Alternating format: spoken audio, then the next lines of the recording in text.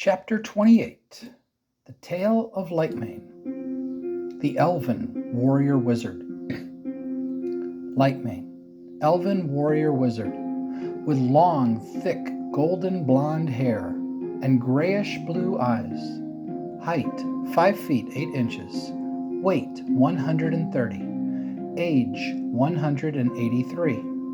Place of birth, the village of Fashion, about 80 miles northeast of the village of Duran. This is the tale of Lightmane. Lightmane was the third child of 6, with 2 brothers and 3 sisters. He grew up in the village of Fashion, but he was born in the great elven forest in the north. His parents traveled there to spend time with their many family members, not realizing at the time that Phoenicia, his mother, was already pregnant with him.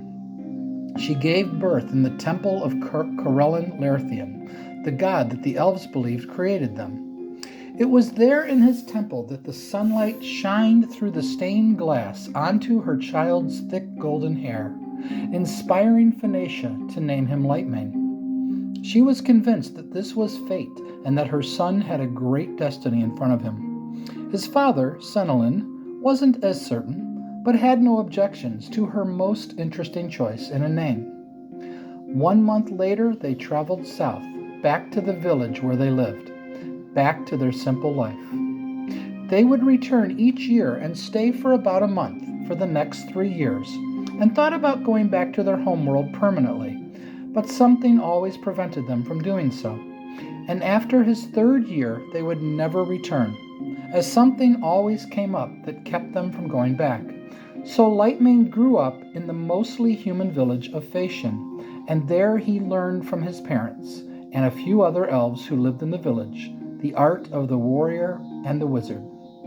So while technically his place of birth was the great elven forest, he always said he was born in the village of Fashion, since he had no memories of the forest. Life in Fashion was all he knew. Fashion was a village of mostly humans, as were most of the villages in this part of Forestera. The village, though, also had a few dwarves and halflings and even gnomes, along with a half-elf who lived there, and they all got along quite well with each other, along with all the humans. Life in Fashion was good. Adventurers were plentiful, and Lightmane grew up with dreams in his head of going adventuring one day, when he was older, with a great party of adventurers. He dreamed of slaying dragons and killing giants on the field of battle, as he'd cast great, powerful spells, fireballs, lightning bolts, ice storms, and others. He spent a lot of time in the village library, studying the arcane arts and reading all about the different kinds of monsters that lived in Forestera. His parents both worked a small farm and ran a simple store, selling various items for adventurers and townsfolk. A few people in town helped his family run the store and work the farm, along with his 2 brothers and 3 sisters. So when they would leave for the great elven forest, their friends kept everything going until they got back. When Lightmane reached the age of 180, which was around 22 for a human, he decided that he wanted to leave his home, join a party of adventurers and see the world, and maybe, at some point, go visit the great elven forest. He had wanted to see the world where he actually came from, but he never took the time to travel there. He always said he was going to one day, but never did. But just like Latia, he never found a party to join. and when he tried to form his own party with his friends, only 3 were interested. Adventuring was a dangerous thing. Adventuring with only 3 other people would be very foolish. So he gave up and stayed home with his family and friends. A little over a year ago, though, he had a most interesting dream. Female voice. Why did you quit? Lightmane. What's the point? No one wants a stranger in their party, and there aren't enough friends interested to form my own. Female voice. But it's your dream. Lightmane. Was my dream. That dream died. Female voice. So you're giving up? You're quitting? Lightmane. Yes, I am. Why shouldn't I? What point is there in trying anymore? I tried for months. I'm done. Female voice. Then I guess you never really wanted to be an adventurer. Lightmane. What? Yes, I did. I wanted it more than anything. I've dreamed about it my entire life, waiting until I was old enough to venture out on my own. And then I waited some more. Because the one thing we elves have more than any other race is time. Female voice. Exactly. So why are you quitting then, seeing how much time you have? Lightmane was about to answer, but then, all of a sudden, he realized she was right. Lightmane. Okay then, what should I do? Female voice. Well, you do what you want, but if I were you, I'd never stop pursuing my dreams, because the moment I stop, something inside me would eventually die. Dreams are all life is anyway, if you think about it. All you do all day long, and all night too, is dream. You're dreaming right now. You just don't realize it. Lightmane. No, I'm not. I'm sitting here talking with you in the library. Lightmane opened his eyes. He was in his bedroom. It was all just a dream. He spent the entire day thinking about his dream and what the woman said to him. He had no idea who she was, and he never saw her face. But in the dream he knew her, but he couldn't get her or the dream out of his mind. Normally dreams faded, but this one didn't. As he sat and thought about it, he also thought about what he should do then, if he's not going to quit. How can I still pursue my dream of becoming an adventurer when I can't find anybody to go adventuring with? What's the point? I'm just going to be stuck in Phasian for the rest of my life, working on my parents' farm and helping them in the store. What else is there? I can't just get up and leave. Where would I go? What would I do? It's safe here. I'm safe here. Life is good. Only a fool throws away a good life in pursuit of his dreams.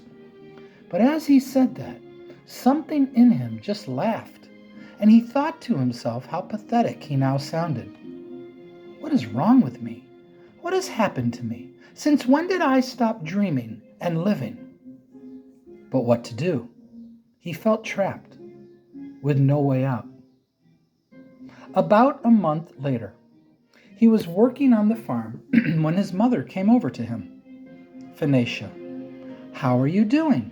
Lightmane. Fine, getting a lot done today. Phoenicia. Not that. I meant how are you doing? Lightmane, looking up at her. I'm doing fine. I'm working, getting a lot done. What? Phoenicia. What I mean is, how much are you enjoying life? Lightmane. Life is good. I have everything I need. Food, clothing, shelter, and family. What more is there? Phoenicia. How about adventure? Lightmane, looking slightly away. Adventure is for the foolish. Phoenicia. And the brave? Lightmane rolled his eyes. And I believe that you are very brave. Lightmane. Mother, I'd love to go adventuring, so if you know a party that I could join, let me know. Otherwise, I've got a lot of work to do around here. Phoenicia.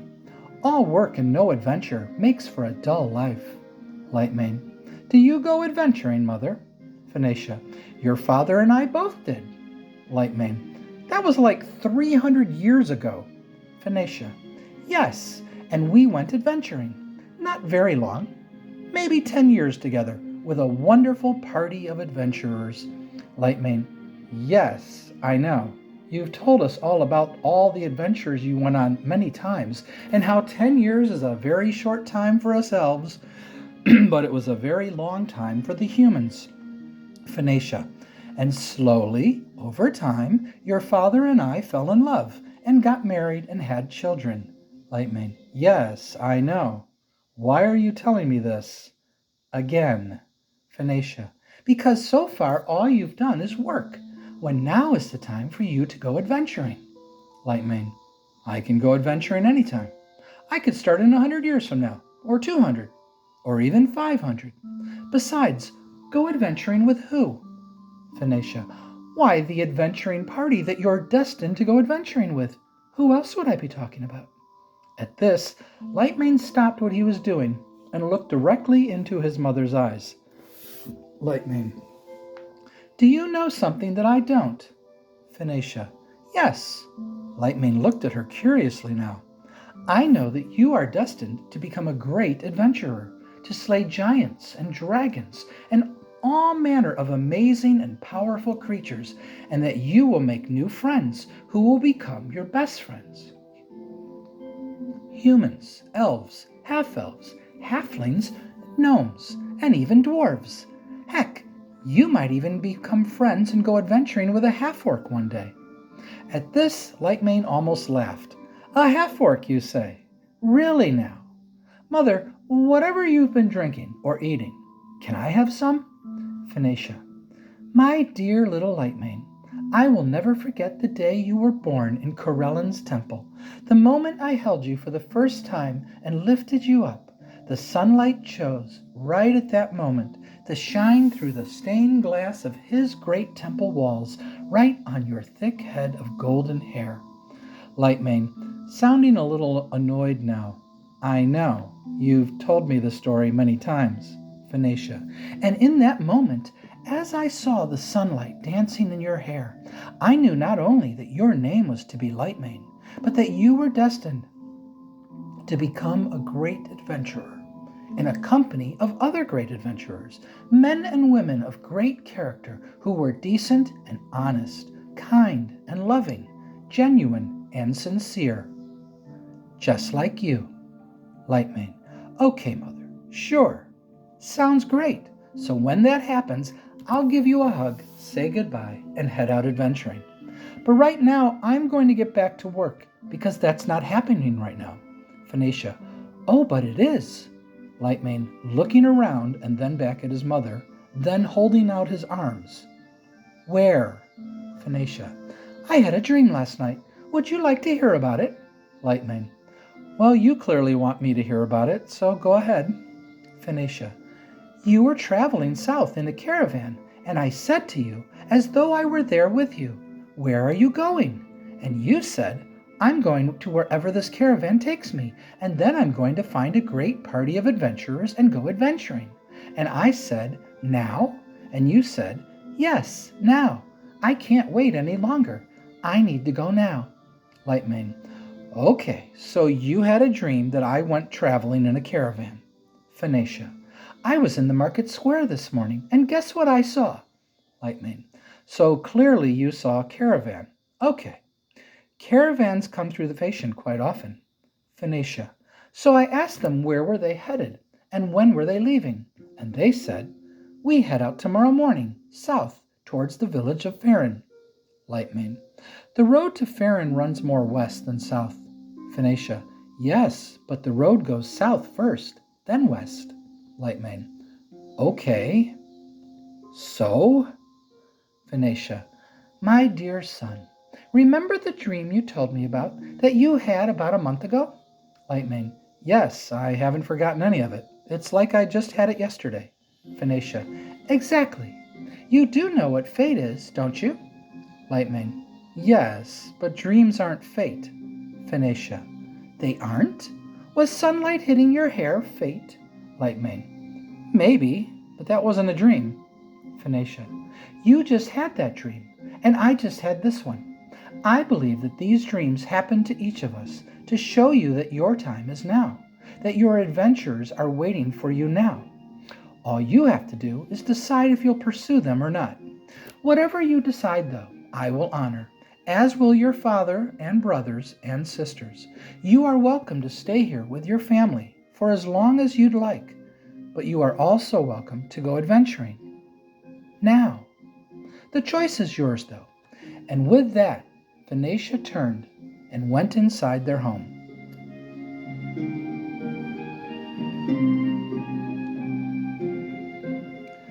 Bale. Who were you talking with earlier today? Sheila. Oh, just someone who is in need of my wisdom and guidance. Bale. I see. So you're helping people again, are you? Sheila. I do so enjoy helping people by pointing them in the direction they should go, but then letting them make their own decision.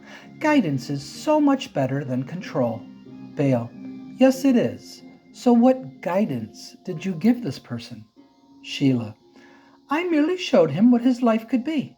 His mother did the rest. With my help, of course. Bale. Of course, he said with a slight tone of sarcasm. Will you be talking to more people soon? Sheila. I talk to people every day. Sometimes, though, I think I'd rather go adventuring. I never really did any of that. I sure am having fun making stuff, though. Bale. Making stuff? What kind of stuff are you making? Sheila. Patience, my floppy-eared friend. Patience. You'll see it when I'm done. It's going to be a while, though, just so you know. Bale. Floppy-eared friend? So you're giving me a nickname now. So am I like a pet to you? Sheila. No, of course not, she said, almost sarcastically. You're a good friend. Bale, smiling. Thank you. You are too. Sheila. And a good companion, too. Bale, no longer smiling. Companion. As in pet companion. Sheila. No, hey. Bale. What? Sheila. Want to play fetch? Bale, turning and walking away. I'll be in my room. Sheila. Okay. I've got some good sticks, though. Bale just growled. Sheila smiled.